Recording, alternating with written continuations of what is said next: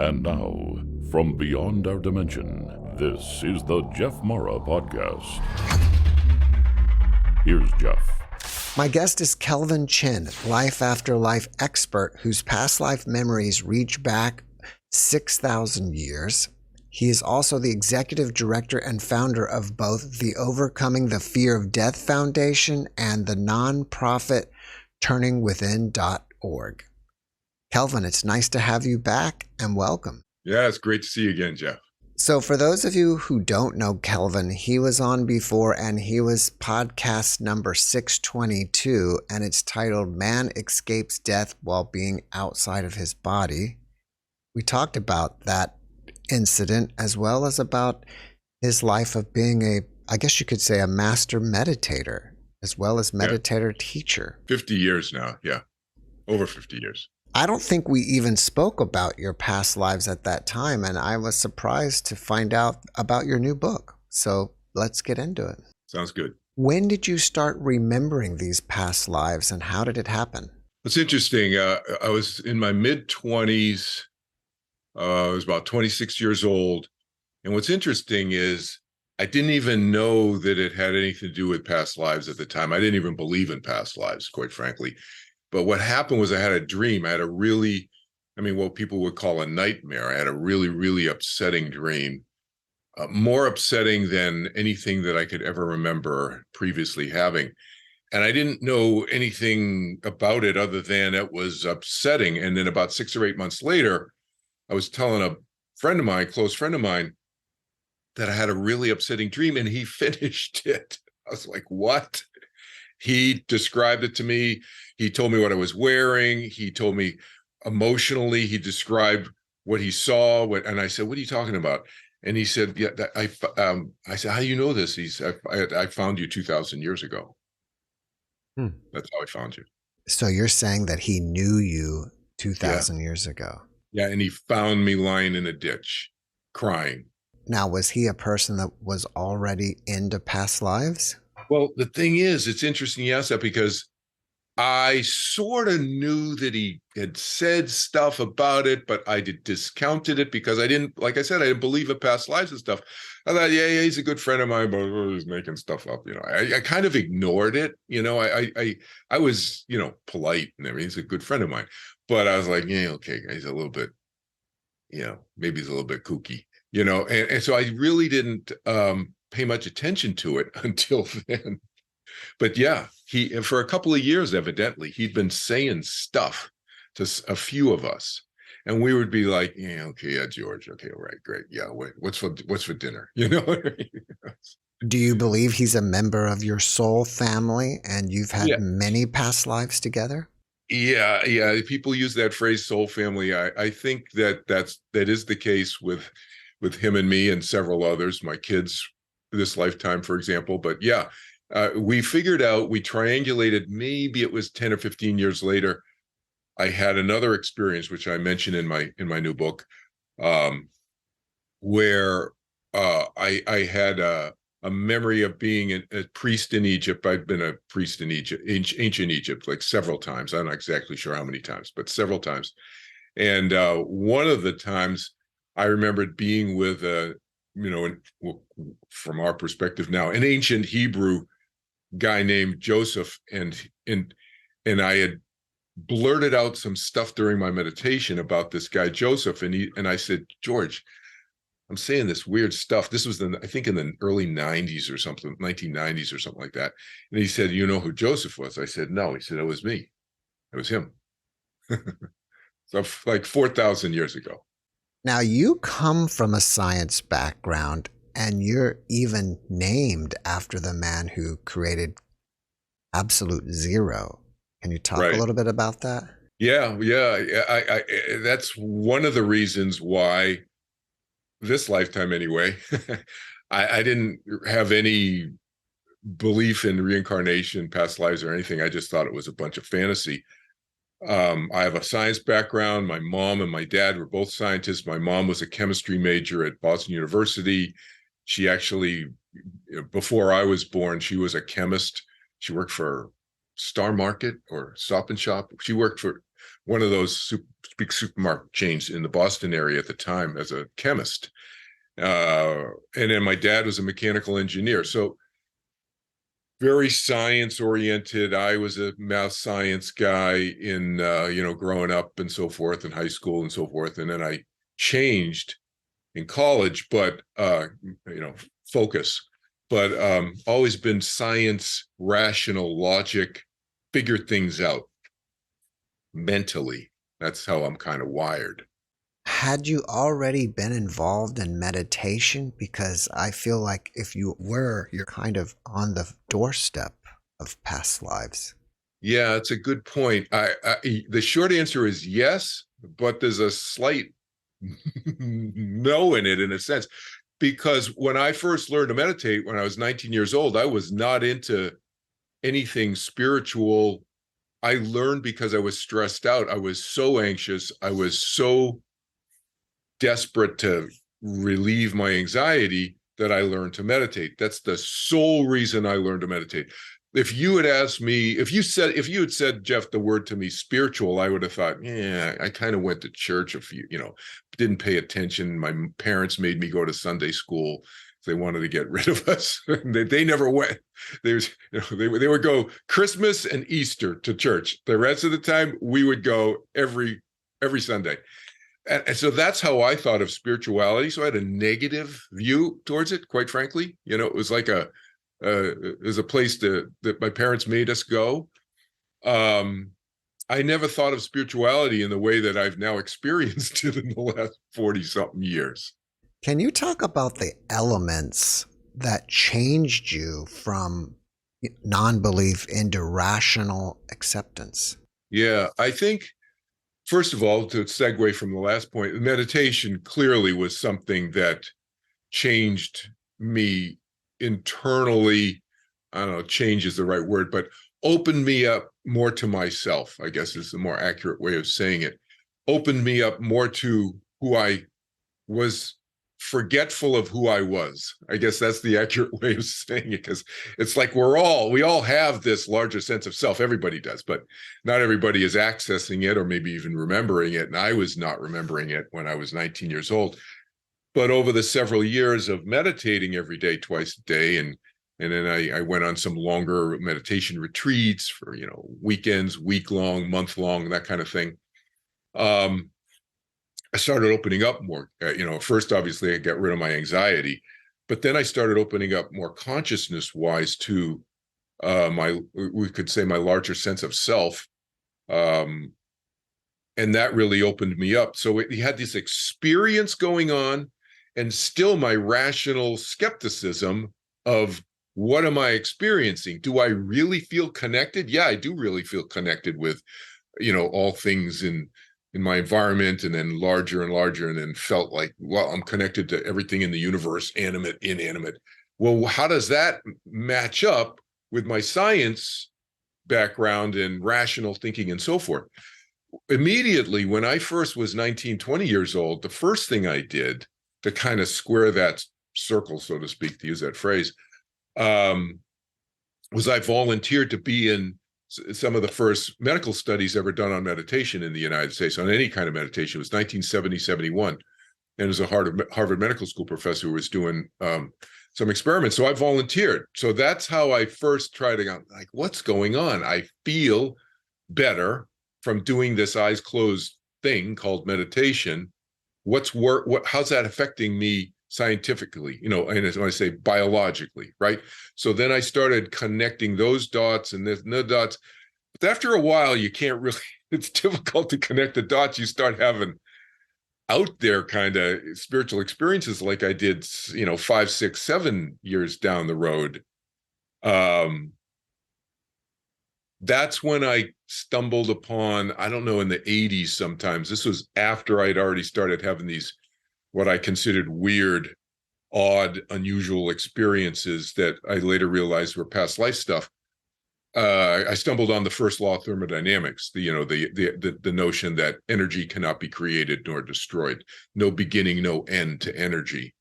And that's when I started thinking, connecting those rational dots, that maybe that's an explanation for why I think I'm experiencing my soul to be continuing from lifetime to lifetime. I would think that just the act of being able to quiet your mind through years of meditation, it let you access these memories. Well, I think you're right. I mean, first it's, get rid of my anxiety. And that's not to say that everybody you don't have to get rid of all of your anxiety, because I still had anxiety going on and stress and stuff, and everybody does. But my big blocks, I would say, my big blocks that were blocking me initially, and opened me up more, and now memories start creeping in. I think a lot of my fears, I think that's a block for many people, for me and anyway, and probably for a lot of people, maybe everybody, it's my conjecture, is blocked by a lot of our fears and so forth. So that started to dissipate in me over the years of meditating. And I think, as you say, I think that helped open me up. In one of your lives, you were Marcus Aurelius. So did the movie Gladiator ever trigger any extra memories about that?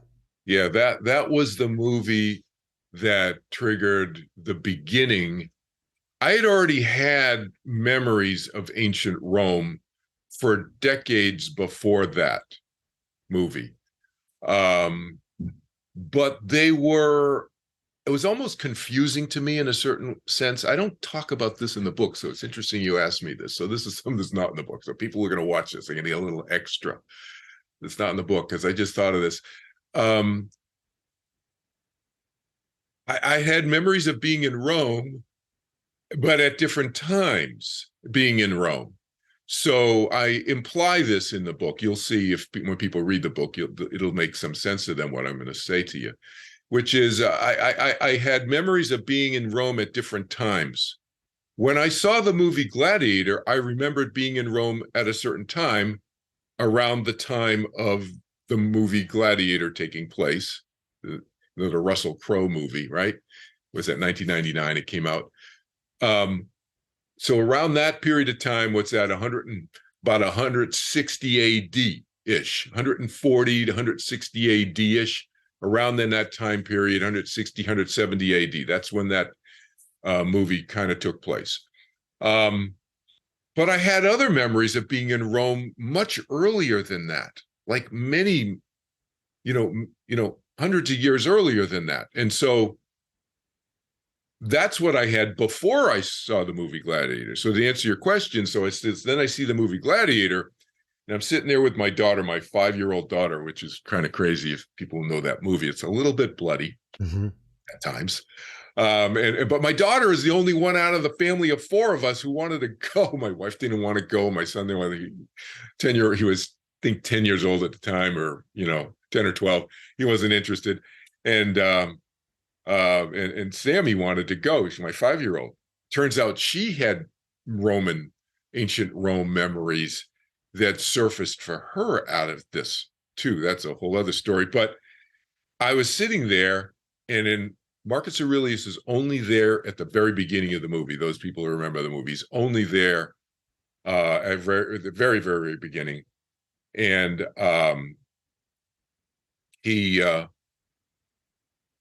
it's fictionalized, but when I saw his character, I just knew I had been him. It was a knowingness. It was a weird feeling of knowingness sitting there in the theater, and I went, whoa, what?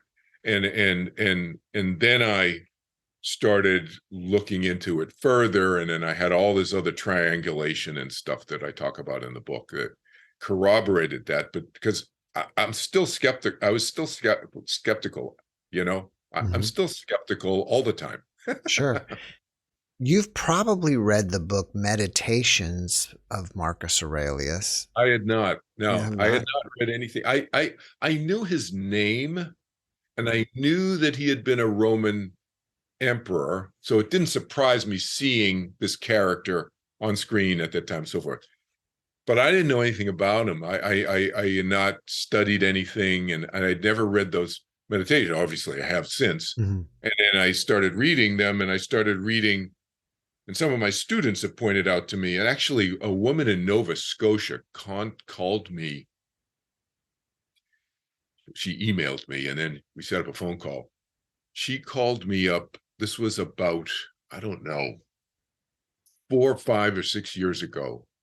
And she called me up having read my stuff, Kelvin Chin's essays, and read Marcus Aurelius's stuff, meditations and so forth. She called me up, and the first thing she said to me, she said, "Are you Marcus Aurelius?" I was a woman in Nova Scotia, right? Mm-hmm. Yeah. Yeah. She says, "You're either Marcus Aurelius or Epictetus." Epictetus was a Greek philosopher, very a Stoic, one of the, progenitors of Stoicism philosophy. Now, didn't you write your own book about his meditations or quotes as well? Yeah. I got this, my Marcus Aurelius, I call it my purple book because it's Marcus Aurelius updated. Mm-hmm. It's the title, Marcus Aurelius updated. Now, I don't say in here, if you look at this book, you notice that I don't say that I'm Marcus Aurelius here. So here's a little backstory for people who are watching and I haven't said this before, but your audience will get a little special something here. So I don't say in here that I was Marcus Aurelius. But if they read, and a lot of people probably have skipped, they'll go back and read it again when they get this book, and they'll go, "Oh, now I get it." They'll see on page 3 in the print version, the section called Introduction. I'm talking about this interesting connection between Marcus Aurelius and this guy, Frederick the Great, who was a Prussian king, king of Prussia, 1600, who lived 1600 years after Marcus Aurelius. Why is Kelvin Chin talking about this here? Well, people will read this. Oh, that's interesting. Why is he talking about this? The connection between these two. Now you're going to know after you read my new book, right? And the other thing is, if you have this print version and you look in the lower corner of the rear cover, if you look carefully, that's Marcus Aurelius when he's around 14, 15 years old or so. There's a light shadowed picture of Frederick the Great. If you look in really closely, my daughter put a picture of me there very, very faintly. Now, a lot of people are going to look at it, they won't even see me. Mm-hmm. They won't even see me. So that's an inside scoop for your That's cool. your audience. That's really awesome that you did that. I didn't want to come out at that point. I wanted, and the reason, seriously, from you know me, Jeff. I'm a teacher. I'm not a preacher. I'm not trying to change people's beliefs about even reincarnation or believe that I say that I think I am who I am. That's irrelevant to me. I'm a teacher. I teach ideas. I'm trying to help people reduce their fears and stuff. And so I wanted them focus on the ideas in here, not on the guy who wrote this book. I wanted them to just look at this as, 67, a collection of 67 essays on different ideas, which it is. But you'll also notice that at the beginning of the book, here's another inside scoop for your audience. On chapter 1 is my favorite Marcus Aurelius meditations. Now, I'm using the word meditations here the way people kind of, generically use it, not meditation technique, closing your eyes. We're talking about ideas, ruminations, in the way that people call his collection of maxims that Marcus Aurelius wrote for himself and never thought it would be published. It's now published as Meditations by Marcus Aurelius. They weren't techniques, they're ideas maxims that he wrote. So, but I wrote a chapter here and I've picked out my favorite ones, and I quote the translation of his maxim, and then I have my Kelvin Chin's commentary and translation of it into 21st century language, which is what the subtitle is, 21st Century Meditations on Living Life, right? So there's the backstory for your audience that nobody else has heard. Well, you put a little mystery on the back cover like the Da Vinci Code. Exactly. I'm not sure how aware you are of the content that I produce on my channel, but I do post quite a few videos of UFOs and aliens. And I know think that. it's a Yeah. great way to talk about your past lives on other planets. Yeah. Yeah. No, I am aware of that, Jeff. I had a past life, or at least one. I may have had more. Again, in the book, as you said, we're going back 6,000 years, a couple of dozen lifetimes I have memories of. How many lifetimes I've had, even over the 6,000 years, or before the 6,000 years, who knows, right? And so I have a memory of one lifetime, at least, on another planet. Maybe I've had more that I don't remember, of course. But the one I do remember was very, very clear. It was a vivid memory, vivid experience of a memory. And I was walking slowly. I can still feel, like, as I'm talking to you right now, I can still feel the warmth and the feeling of the water around my legs. I was in shallow water. I was probably in calf deep water, walking through out of an inland sea, and it was it was a feeling of water around my legs that I can still palpably feel. That was a different feel from any water I've been in on planet Earth. I don't know how to describe it other than that. It just felt different on my body. My vehicle, my ship, my vehicle was behind me. I didn't look around in the experience to see what it looked like. I just knew it was there. But it was 20, 30 yards behind me or something, and I was walking slowly in. It was parked in the water. But my recollection is it wasn't floating in the water. It had landed in the water. It was on the ground, but in shallow water. And I was walking in from, I was holding my feet, my footwear. I don't know if they were boots or whatever, but I was holding them out of the water. I was walking in, and 6 or 8 of my friends were coming out to greet me. And they were tall, thin, no hair. Well, like me, no hair, but literally no hair. And eyes and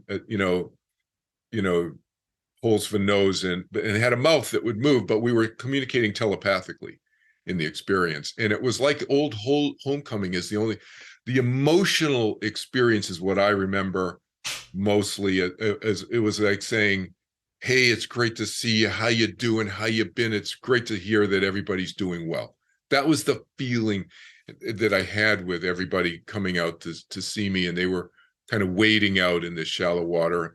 The shoreline I remember seeing, and there were trees, and there was a low geodesic dome set back in the woods.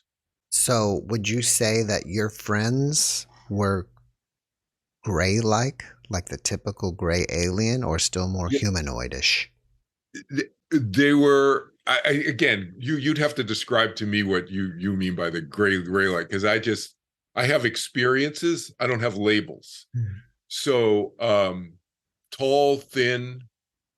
A classic alien you see with the big almond eyes, kind of a triangular shaped head. They're usually grayish in color. Yeah, sort of. I don't know if they were grayish in color, and the eyes were not as big as I've seen pictures of what you're describing. So sort of, kind of, but not exactly, I guess I would say. Some of my guests will talk that all timelines, past, present, and future, are happening at the same time. So is it possible that that was actually a future life? I get, possible, who knows? Possible that anything is possible. But my experience is that time is sequential. My experience is that I think I consider that not a future experience, although there's elements in it.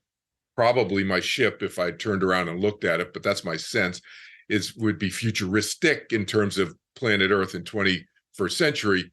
But I think it was a past experience. My experience of time I define as a measurement of change. And I don't just define it. That's the generally accepted definition of time, is that it's a measurement of change. Well, if time is, in other words, it's not a subjective experience. People can have a subjective experience of time. I've had, how many times have I ever been on vacation? Back when I had corporate jobs, Jeff, which I can say now, retrospect, I'm not really looking forward to going back to work on Monday, but and time goes really fast on vacation. That doesn't mean that time didn't exist. It's my experience subjectively is different at different times, right? I think everybody's had that experience, but so it's subjectively experienced, but it's not a subjective experience purely. I think it's an objective thing. It's a measurement of change. Does change exist in the universe? Yeah, that's my experience. Hello, here we are in the field of change. And therefore, time, being a measurement of that, exists here. And my experience is that there is a past, present, and future, and we're always living in the continual present, which is always changing. It's like, there's a comedian, what's his name? Swami Beyondananda. Yes, that guy, Swami Beyondananda. I saw him do a shtick once, he was like, and it was like around New Year's, right? Whatever. And he goes, he said, we live, I can't remember his phrase. My phrase is we live in the continual present, but he said, we live in the present, but it's changed. Oh, you missed it. Oh, you missed it again. It's funny that when you mentioned his name, because I think that's dating us. I haven't heard much from him probably at least since the 90s. Is that right? Yeah, no, I heard that he did this shtick up in San Francisco. Within the last 5 to 8 years. I guess I think I just did. Yeah. Oh, you just missed it. Present. Oh, you missed it again. Now, you have memories of past lives, but do you have memories of the in-between lives, like just after leaving this body or signing pre-birth contracts or anything like that? Yes, I do. I have a number of them. In fact, I'll tell you about the most recent one, which I describe in my new book, because it literally happened while I was writing, during the period when I was writing my book. I'm pretty sure it was either January or February. I have the date because I actually wrote the date down of that one, 2023. It happened just a couple months ago when I was doing laps, swimming in the pool.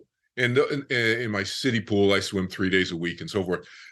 So if anybody's ever done, repetitive exercise, like swimming, or I used to do long distance running, or bicycling or rowing or anything that's kind of repetitive like that, you can get into kind of a quasi-meditative state.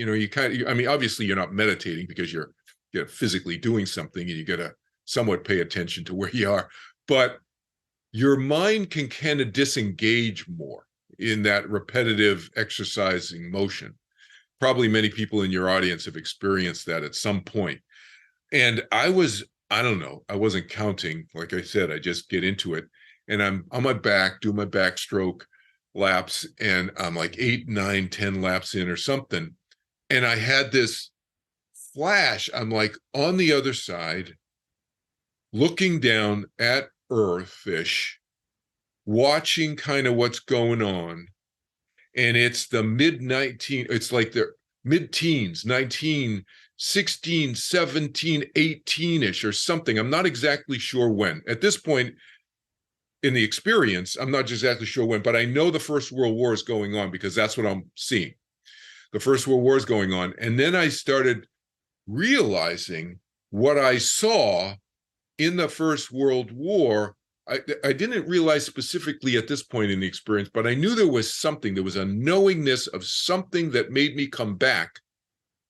And I was born, I'm guessing, around 1918 approximately, because I was a Second World War fighter pilot in the U.S. Army Air Corps in the South Pacific. I flew F-4F Wildcat, so I talk about that off of aircraft carriers. I talk about that in my book. But that memory has come up over decades. But the recent thing that we're talking about on the other side, I had this memory of being on the other side a couple months ago, being on the other side in 1916, 17, looking down at the First World War. And interestingly enough, that was my experience. And I knew while I was swimming, that it had that my experience had something to do with, there was a knowingness of having been a previous leader of a country that was informing me, and of being the Prussian king. Okay, that's all I knew. So then I finished my laps a couple months ago. I come home and I Google it. Okay, when did the First World War end? So it was November 11th, 1918. The First World War ended. And I said, when was the Treaty of Versailles, which was really a damning treaty, to Germany. It really clamped them. The Allies really clamped them down, and many people blame the severity of the Versailles Treaty for creating the environment for Hitler in the Second World War. Anyway, that wasn't signed till June, I think, 1919. My experience in the pool was before that, looking down. There was something that happened before that. And what did I find? I can't remember the exact, I put it in my book, but whatever it was, in 1917 or so, or maybe early 1918, it might have been early 1918 before Germany surrendered, Russia surrendered to Germany. And Russia had to give up, I can't remember, again, the facts are all in my book, I looked it up. They had to give up a third of it had lost a third of its population in the First World War, something like that, had to give up a half of its GDP, something like crazy stuff. And that's why Russia surrendered to Germany before Germany surrendered to the Allies. And so how did my seeing that from the other side inform me to come back and anticipate that there was going to be a high likelihood of another war coming out of this? Because when I was Frederick the Great, King of Prussia, I had defeated Russia, and I knew how Russians thought about Germans. And Russia then, I saw that, I think I saw that from the other side and thought, this is not going to last. This is going to blow up again. Have you considered making an investigation into finding out who that pilot was? I did. I did, and I have some books, and I'm not sure if I was part of the Cactus Air Force, what they call the Cactus Air Force, the U.S. Army I don't know if it was a secret. I don't think it was a secret code, but the code name for Guadalcanal was Cactus. They called it Cactus Island, Cactus, Guadalcanal, the island in the South Pacific.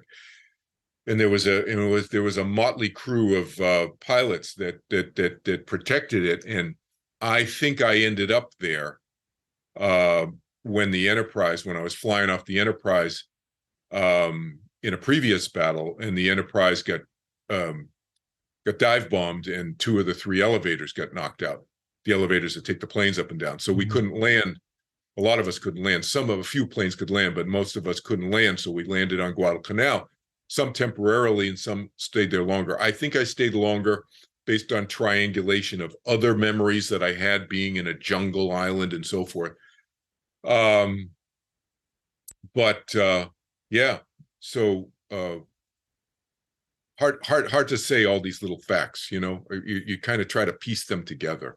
In one of your past lives, you were Simon Peter. Can you tell us a little bit about what Jesus was like?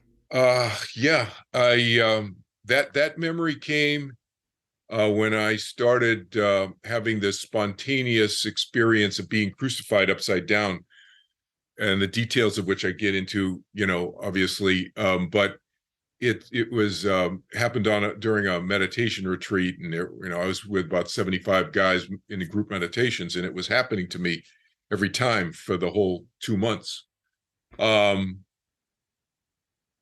The experience with Jesus was similar and different from the way it's described in the Bible. I think, the Bible describes some things accurately and some things a little bit off.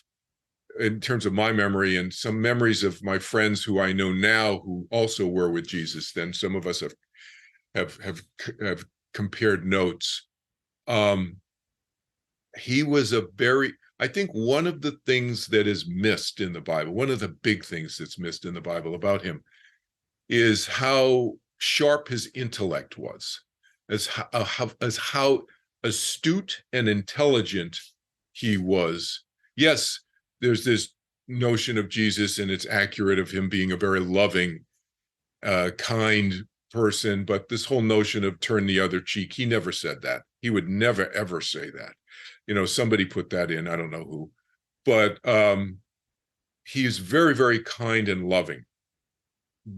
And there is a quote, and I'm not a biblical scholar, so but it's in Matthew, and I can't remember the exact, forgive me, the exact chapter and verse, but where he talks about wise like a serpent and gentle like a dove, and I'm probably misquoting it somewhat, but there's this notion of being wise like a serpent. Wise. Most people are focusing on the gentle part, and they think of Jesus as being he was gentle. That's not to say he wasn't loving and gentle and kind, but he taught us how to be wise and astute and discerning, is the word that I like to use in my teaching today in the 21st century. Discerning, discriminating. Now, discriminating meaning discerning, not the negative discriminating way that is now evolved or devolved, if you could say, since the 1960s, with racial discrimination. No, he meant discrimination and discerning in, is that a good person or a bad person? Who are they? And loving, he defined as loving the other person for who they are, not who you wish they were, not who you want to make them out to be in your ideal image. He would say, no, don't make people out to be what they're not. Don't try to make them into what your ideal image is. Accept them for who they are. That's how he defined love. So he would say, if somebody is being abusive and cruel to you, you deal with that by however manner you need to, including walking away and leaving them behind you in what I call, my Kelvin Chin 21st century language, in your rearview mirror, he would say. That's being wise as a serpent. Gentle as a dove is not leaving them in anger and in rage and so forth and so on, but wise like a serpent does not mean embracing somebody who's holding a knife. That's not wise like a serpent, okay? And so a lot of that has been conflated and confused over the millennia, as it happens with every great teacher, in history. I mean, it just happens. So I'm not blaming anybody, but those things. And the other thing is, he taught us to meditate, seeking the kingdom of heaven within. That's what he taught us to do. That wasn't prayer in terms of asking for stuff like most people do. You can do that kind of prayer. I'm not saying it's wrong, but that's not what he meant when he said, seek the kingdom of heaven within. He meant go inside, connect with one's larger sense of self. We didn't call it meditation, but that's what we were doing. In retrospect, having had all these monk lifetimes that I've had, I know what he was talking about now. I was going to ask, were there any other lifetimes where meditation was involved? Yeah, several monk lifetimes. Yeah, Tibet, China. There's a section in my book, I just call it the monastic period, because there's a lot of warring going on, warring, where I'm in battles and so forth in certain lifetimes, and then for a number of lifetimes, and then I call it a monastic period from around 1200 AD to around 1700 AD is my monastic period, where I had several monk lifetimes and some more inward turning, I would say, lifetimes. Yeah. I've either heard or read that initially meditation started from us hiding in trees from animals. So he would sit very still and be quiet so he wouldn't get eaten. I could see that. I could certainly see that. Yeah, that would make a lot of sense. I haven't heard that one, Jeff, but yeah, it makes sense to me. Yeah. I mean, I've hidden in a lot of trees before. I have memories of hiding in trees thousands of years ago. Now, some of your lives are of famous people, and some of them are of people that are totally unknown. Right. Do you think you learned more from the famous or the unknown? I think that's hard to say. I'm a learner. That's what I choose to do, is learn from my experiences. So I think I've learned from I know I've learned from all of them something. But more one or the other, I don't think. I think one thing you could say about having lifetimes where, again, we say famous. Famous is always in retrospect, isn't it? I mean, you, Jeff, 500 years from now, or 50 years from now, or 150 years from now, could be 1,000 more times more famous than you are now, right? It's always in retrospect. So, but if we talk about my leadership, let's look at it from a leadership versus famous role, because I'm not thinking about myself being famous when I'm a leader, but I'm fairly well known, obviously, if I'm leading the Roman Empire, which was about 20 to 25% of the world's population at the time, as Marcus Aurelius, or Frederick the Great, or Richard, and so forth. What I learned from those experiences that may be different from the unknown experiences is that I learned how to navigate and manage large groups of people, but also how to see where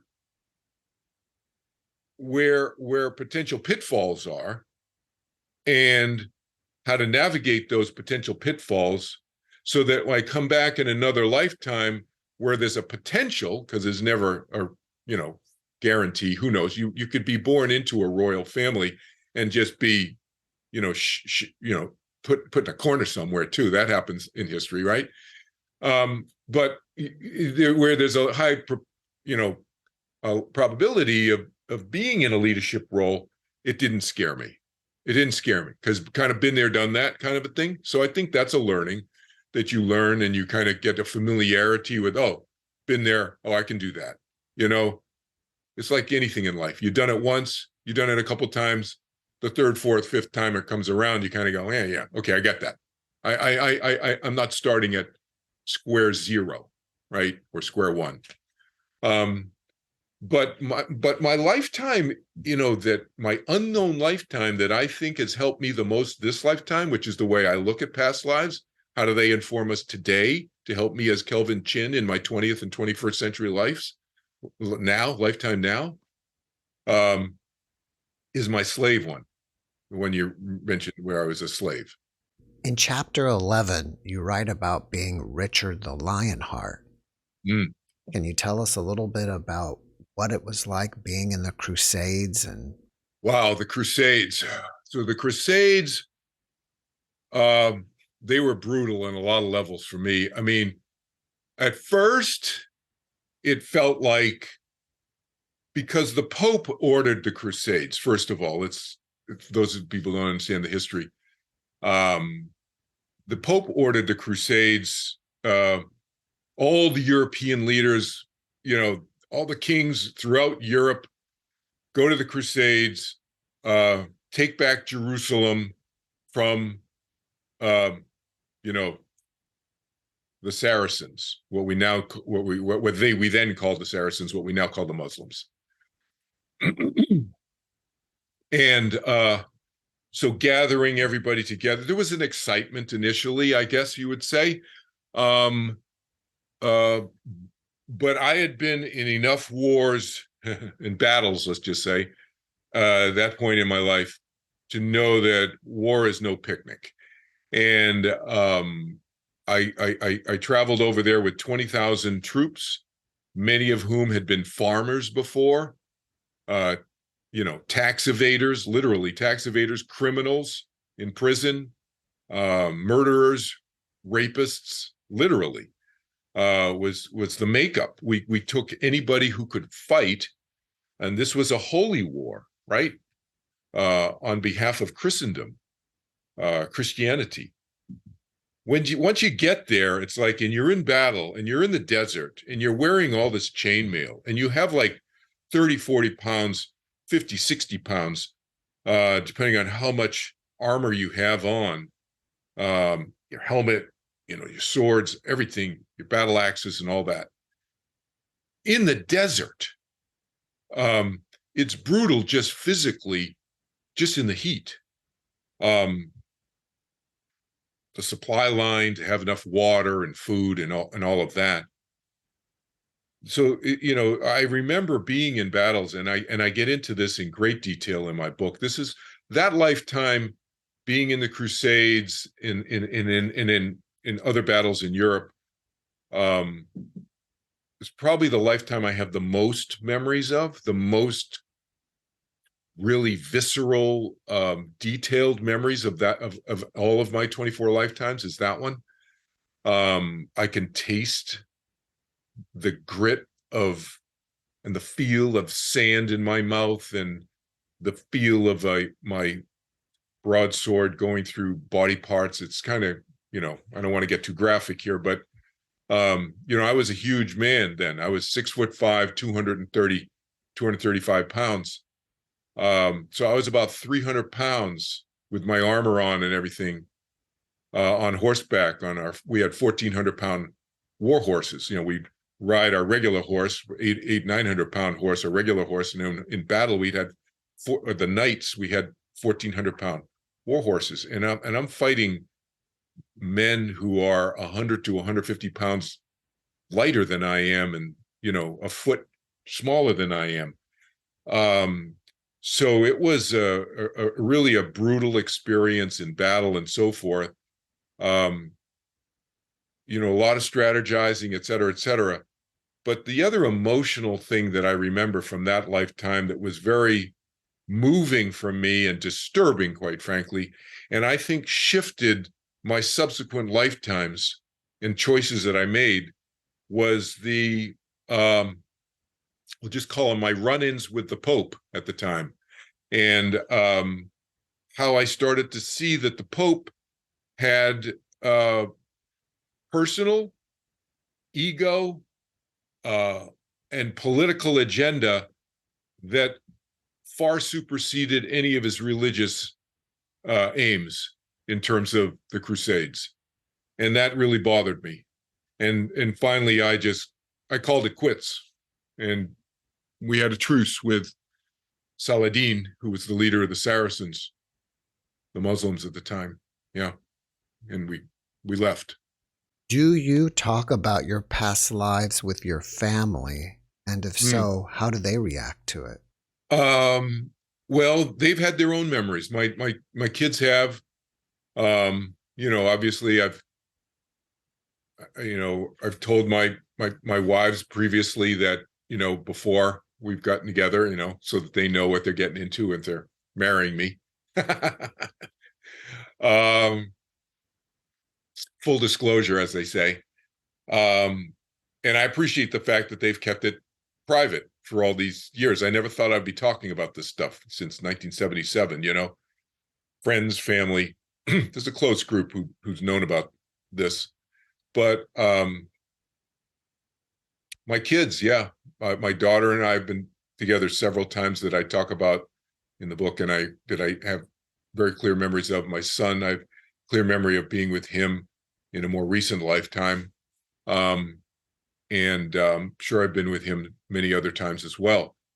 But yeah, we talk about it. My kids and we talk about it very openly. I mean, they've born into this, I mean, they chose to come here to be with me.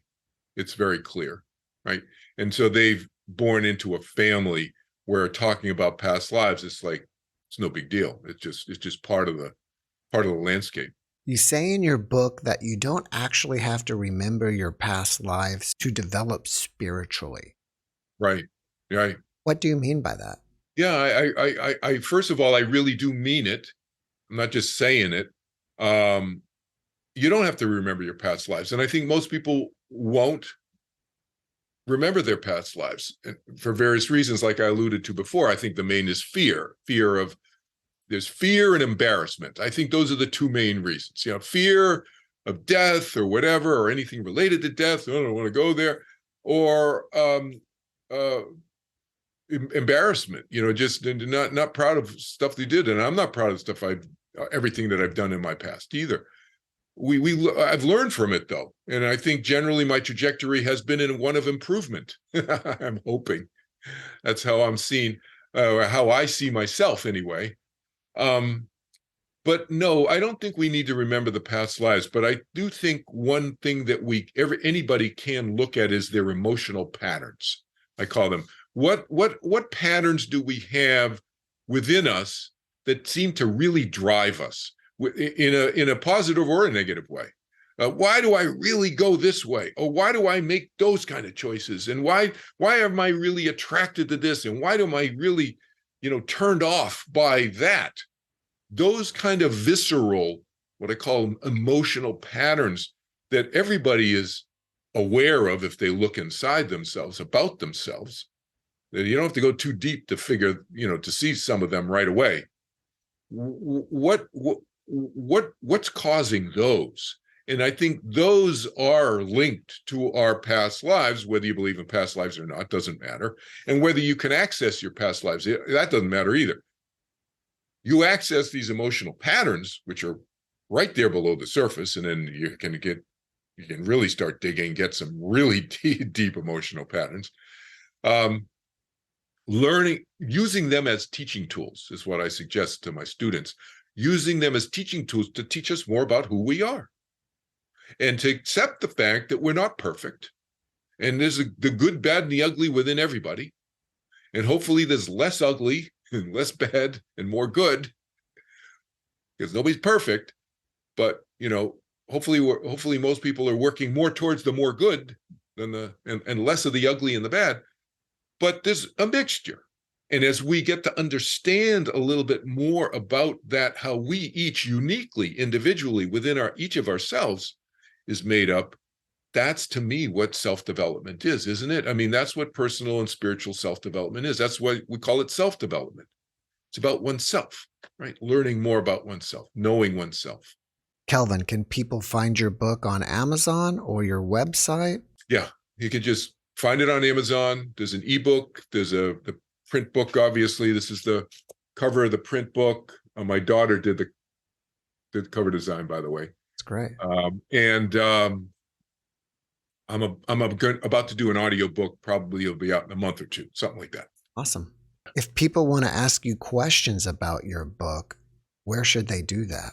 Well, they can do it obviously on your podcast, in the comments section, or I do a free phone session for anybody in the world about anything that I do or teach. And they just go to kelvinchin.org and send me an email in the contact page, and we schedule a talk, and it's free. I do this part of my nonprofit work to help people with whatever they got going on. kelvinchin.org. That's great. Kelvin, before we finish up, can you leave us with one last positive message? A couple of different things. One is the main message is to reduce our fears and to not be fearful. And in the line of what we're discussing today of not being fearful, understand that we have plenty of time. My experience is that our souls are eternal. That doesn't mean to postpone stuff and put stuff off and so forth and so on and just procrastinate. I think we live, as we said earlier, in the continual present. So why not use the continual present as maximally as possible? But don't get worried that we cannot change the world or change ourselves in a positive way overnight and we've failed, because we have a long time. We have eternity to work things out, work as quickly and as efficiently as we can in the present, And on that continual present is built our continual future. Kelvin, thank you for that message, and thank you for being my guest. Thanks, Jeff. Good to see you again. Likewise. Thanks for watching the JeffMara podcast. I really appreciate you. Another way to show support is through YouTube memberships. And if you do, there are loyalty badges and other perks depending on your level of membership. All you need to do is click the join button underneath the video to find out more. Thank you for your support.